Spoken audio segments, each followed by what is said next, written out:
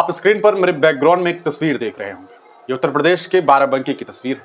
यहाँ आप देख सकते हैं कि एक जुलूस निकला हुआ है और हाथों में लोगों के भगवा झंडा है, साथ में भारतीय तिरंगा भी है। ये अलग बात कि तिरंगा थोड़ा सा आपको इस झंडे के सामने नीचे दिखाई दे रहा होगा, हो सकता है कैमरे के एंगल्स जो है वो सही नहीं।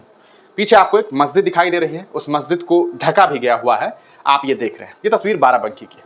यहाँ एक डीजे भी बज रहा है। दो यहाँ पर गाड़ियां हैं। एक गाड़ी पर जो मूर्ति है माता दुर्गा की वो है, दूसरी गाड़ी पर डीजे में गाना बज रहा है। गाना में माँ की गालियां चल रही है। मैं रिपीट नहीं करना चाहता हूं, गाना तो आपने सुन ही लिया होगा। तो माँ को गाली दी जा रही है, माँ की ऐसी की तैसी की जा रही है इस रैली में। समझ नहीं आ रहा है ये गाना किसके लिए बजाया जा रहा है, क्यों गाली दी जा रही है। धार्मिक यात्रा है, जुलूस है, धार्मिक यात्रा है। अरे माता दुर्गा को आप लेकर के जा रहे हैं, उनके विसर्जन को लेकर के जा रहे हैं, यहाँ पर किसी को गाली देने वाला गाना मस्जिद के सामने बजाना, इसका क्या मतलब बनता है। इतना ही नहीं हुआ, खबरों के अनुसार जो सोशल मीडिया पर बातें हो रही है इसके मुताबिक मैं आपको बता रहा हूं कि मस्जिद के ऊपर जूते चप्पल फेंके गए, गुलाल जो रंग है वो फेंका गया।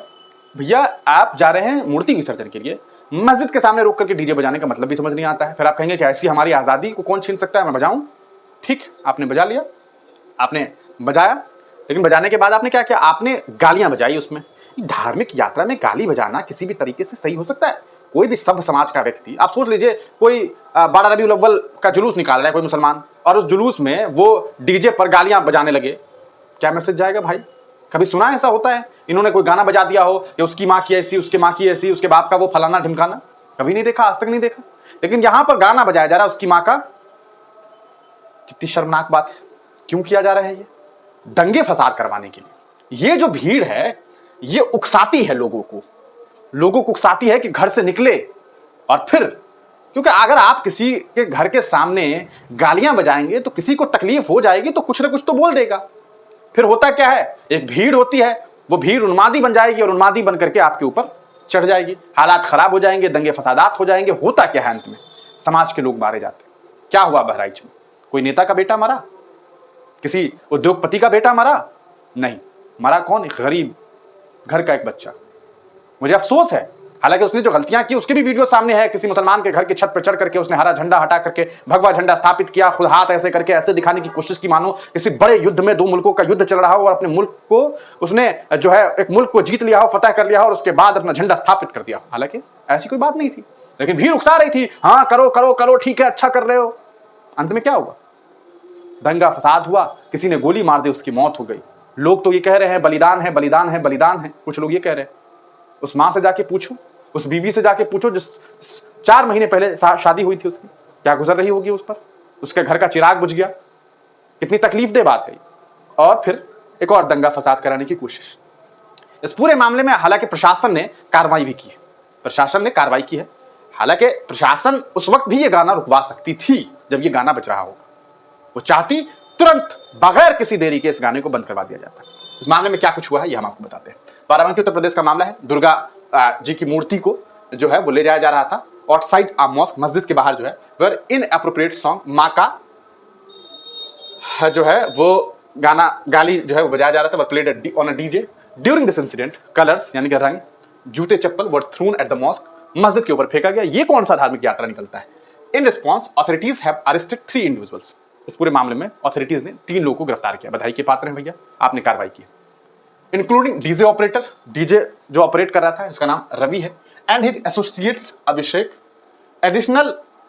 Additionally, a first information report has been filed against over 40 unidentified individuals in connection with the incident. यानी कि इस पूरे मामले में 3 लोगों को गिरफ्तार और 40 लोगों को अनआइडेंटिफाइड उनके ऊपर एफआईआर दर्ज किया गया। ये पूरा मामला उत्तर प्रदेश का है।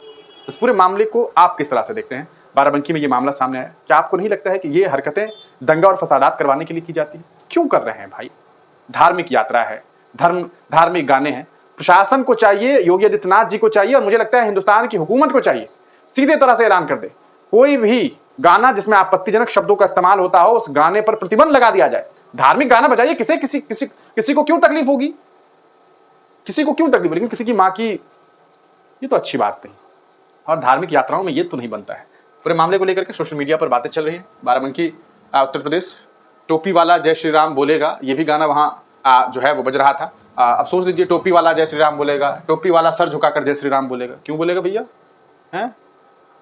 तुम्हारा अब्बा का राज चलता है, जिसको जो चाहोगे बुलवा लोगे, जय श्री राम बोले। क्यों बोलेगा भाई? नहीं बोलेगा, उसकी मर्जी है। आप में से भी बहुत सारे लोग नहीं बोलेंगे, उनकी मर्जी है, आप क्या कर लीजिएगा। आजाद मुल्क है भाई, आजाद मुल्क है। ये कोई राजशाही नहीं चल रहा है कि फरमान आ गया है साहब का कि साहब आज से ये नहीं बोलेंगे। ये सारी चीजें नहीं चलेगी। तो जो लोग ये गाना बजा रहे हैं वो सिर्फ और सिर्फ दंगा और फसाद करवाना चाहते हैं। और याद रखिए, अंत में मरता आम आदमी है, कोई नेता विधायक का बेटा नहीं मरता है। उनका बेटा लंदन में जाकर के, अमेरिका में जाके पढ़ाई कर रहा है और बड़ी बड़ी डिग्री लेकर के वापस आएगा और फिर चुनाव में टिकट लेकर के नेता बन जाएगा और आप ही पर हुकूमत करेगा और आप ही से जूते चप्पल उठवाएगा। इस बात को समझ लीजिए। ये पूरा मामला उत्तर प्रदेश के बाराबंकी का है। इस पूरे मामले पर आप क्या कुछ सोचते हैं, अपनी राय कमेंट सेक्शन में जरूर दीजिए।